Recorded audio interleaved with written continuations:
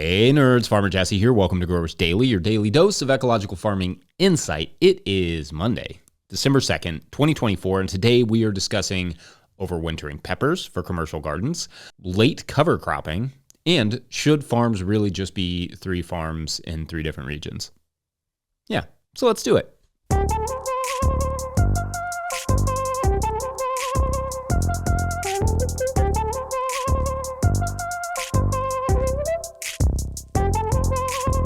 All right, well, welcome to December, everyone. It's a month famous for one really big and really special holiday here in North America, the winter solstice.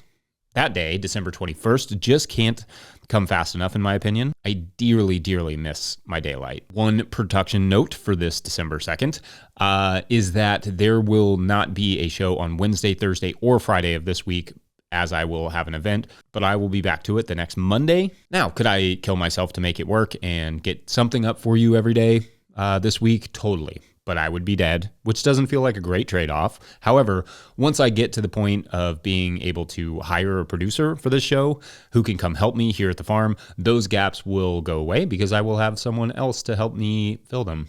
In theory, at least. So thanks to everyone who supports us and gets us inch by inch closer to that goal.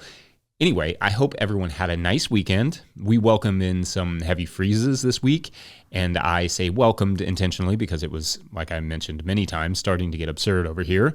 I needed the pea cover crops to stop creeping out into the pathways. I needed the grass to no longer be tall, so all the random tools and such on the ground can get uncovered, and so I can get them out of the way, which, as I've expressed on many episodes so far, is among the most satisfying of all time farm chores. And it sort of did that Friday night. We got a hard freeze, smashing the peas to the ground, which I'll admit is up there with like rotten onions or brassicas in terms of smell. But then Saturday, we got a couple inches of snow, which, being the amazing insulator that snow is, probably protected some of that stuff that I wanted to die. Oh well, the getting stuff off the ground part of the list will just have to wait.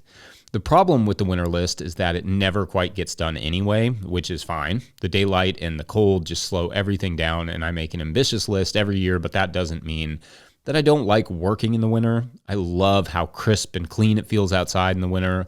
I love hoodies and jackets and beanies and gloves, but our winters here in Kentucky are not generally white winters. We get snow like that for sure, but it goes away pretty quickly. Winters are mostly just mud season here, where everything is wet and stays wet. I get jealous sometimes of our friends up north, like Small Axe Farm in Vermont, who are always posting videos of their wild ice skating adventures, called wild skating or Nordic skating, as in ice skating on lakes and other waterways, which kind of blows my mind.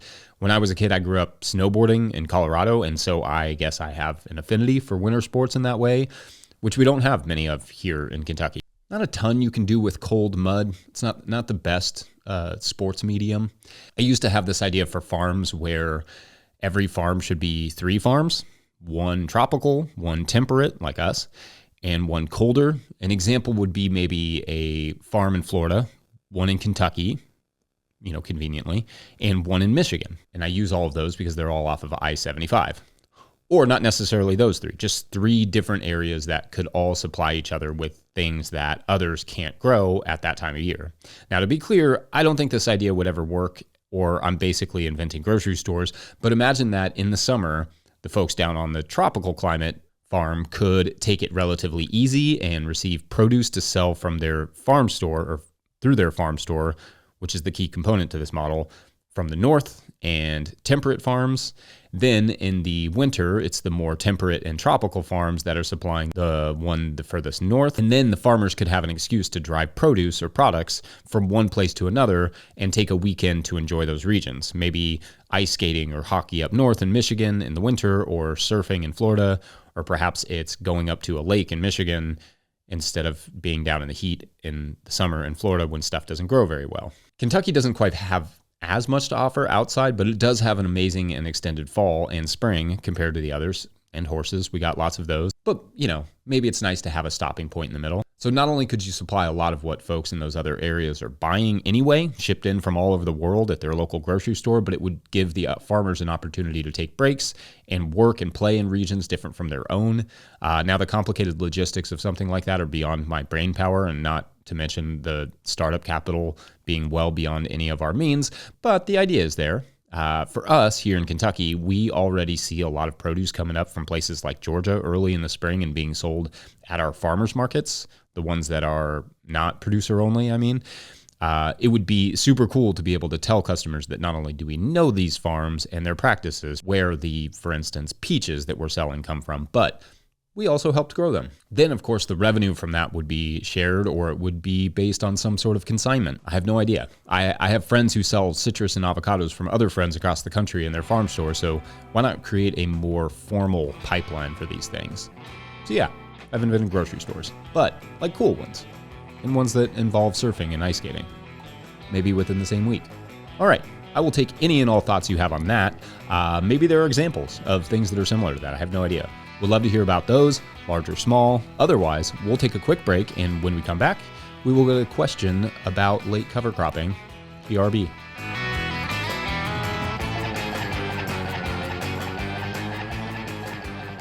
If you, the listener, are enjoying this podcast and would like to support it, you can do so over at patreon.com/no-till-growers. I am honored absolutely every time someone signs up over there, and I try to get questions from everywhere that questions come in, but I will always get to those Patreon questions.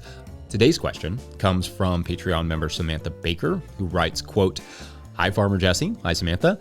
I've been enjoying the daily show and always make sure to watch or listen to it over lunch.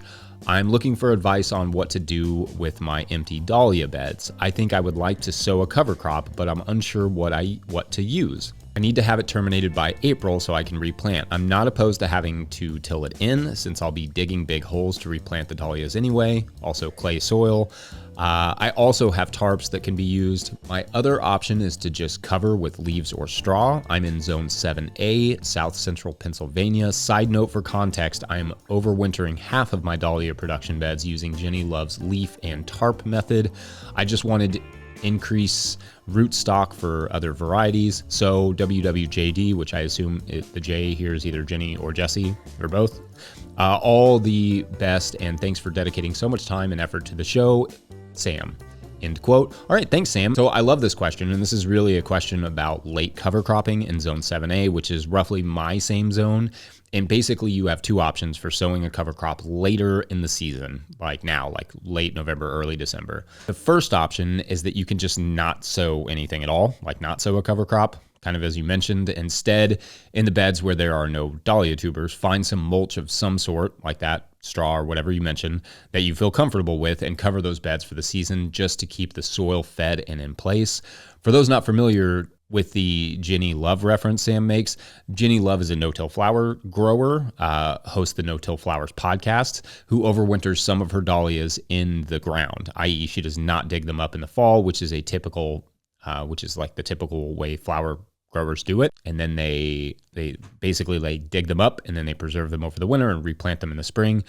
I know that when I went up to help Jenny a couple years back in November, she would cut her dahlia plants down to the ground, lay the plant material on the bed, cover that with leaves several inches thick, and then cover that mulch and everything with impermeable tarps so as not to allow excess moisture. We also did a video about all that called No Dig Dahlias for anyone who is interested, which I will link in the show notes, where she explains why and how she doesn't dig her dahlias. But where you don't have dahlias still in the ground, any mulch that does not contain weed seed should be fine to just hold the bed down over the winter. Straw or leaves or a light compost mulch is all fine. However, in terms of cover crops, the options are somewhat limited. If someone wanted those beds in April and didn't want to till, I would not sow a winter hardy cover crop like rye or vetch or winter wheat or even oats this late. No crimson clover either. Again, you can sow those, but only if you want to till them in the spring. Like Sam mentioned that they were okay with doing, but for many of you may not want to do that. In that case, a winter hardy mix is fine, but I do want to emphasize that springs are unpredictable and unreliable. Like, it's not always dry enough to get in the ground under a cover crop. in early April. So for that time of year, I might still suggest, instead of a winter hardy cover crop, something like peas and Lacey Phacelia that are easier to terminate with just a really low mowing. So you won't likely have to till them in case it's really wet next spring, leaving all those roots intact to help feed the soil and the next crop. Also, I really like those two because they germinate relatively easily in the cold.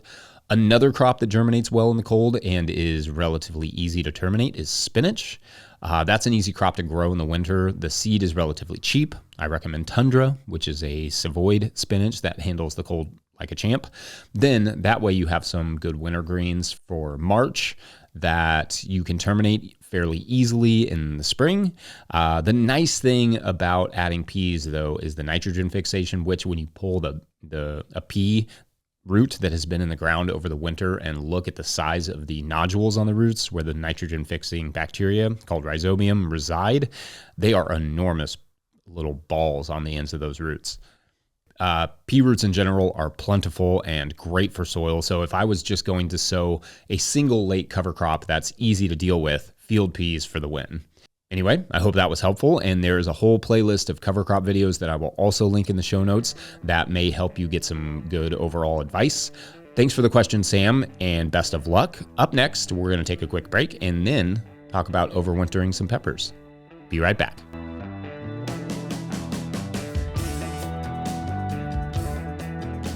All right, so I want to catch up on some of our questions this week at the Patreon page because I have started a new Patreon December show thread, or I'm about to, and I still have a lot of November questions to get to, but that doesn't mean I want you to stop those questions from coming in, Patreon members. I want lots of questions. It helps me to come up with topics every day, which is a lot of work, so I appreciate the questions, and I frankly love answering them.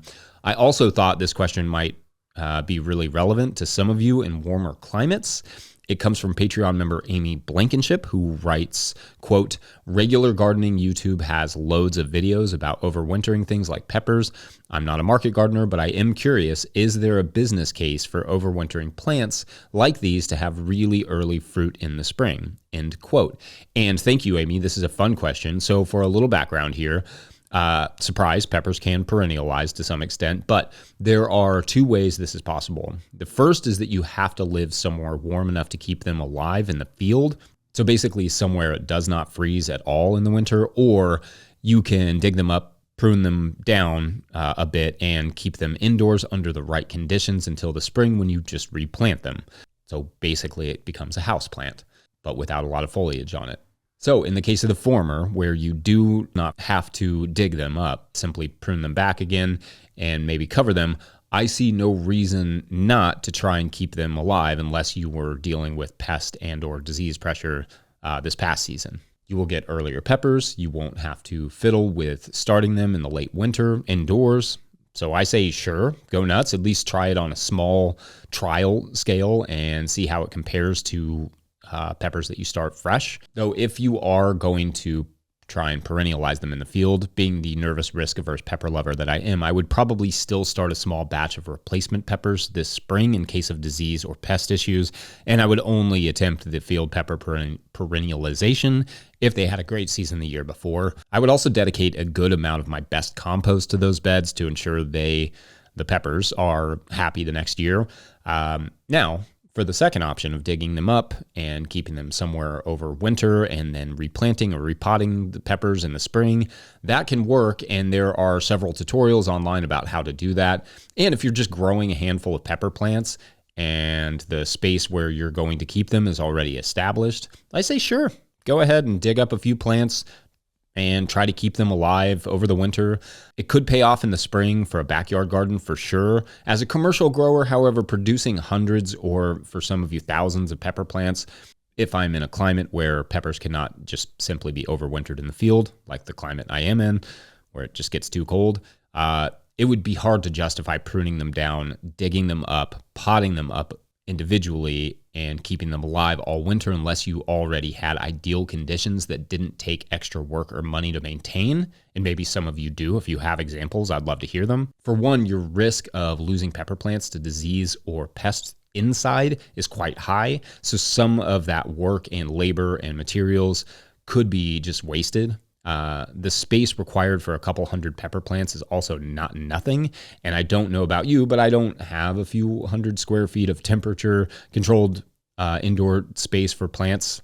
It would probably just end up being a soccer field. So I certainly wish I did. But what I can't find is a cost benefit analysis or comparison trial to understand under the absolute right conditions would the financial benefits of keeping plants alive outcompete the ease of starting new plants every spring.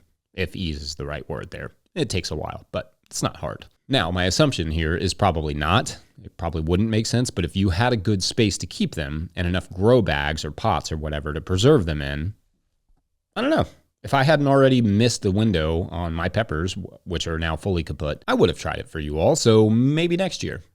I would be curious to hear from any commercial growers who have tried overwintering peppers on a large-ish scale indoors, like not in the field. Actually, I guess I'd also be curious to hear if anyone who has done it outdoors on a large scale and how they feel about the production. Otherwise, I'll wrap it up there. Huge shouts to Willie Breeding for the theme music and the team at No Till Growers for their support. I will be back tomorrow, but not Wednesday, Thursday, or Friday.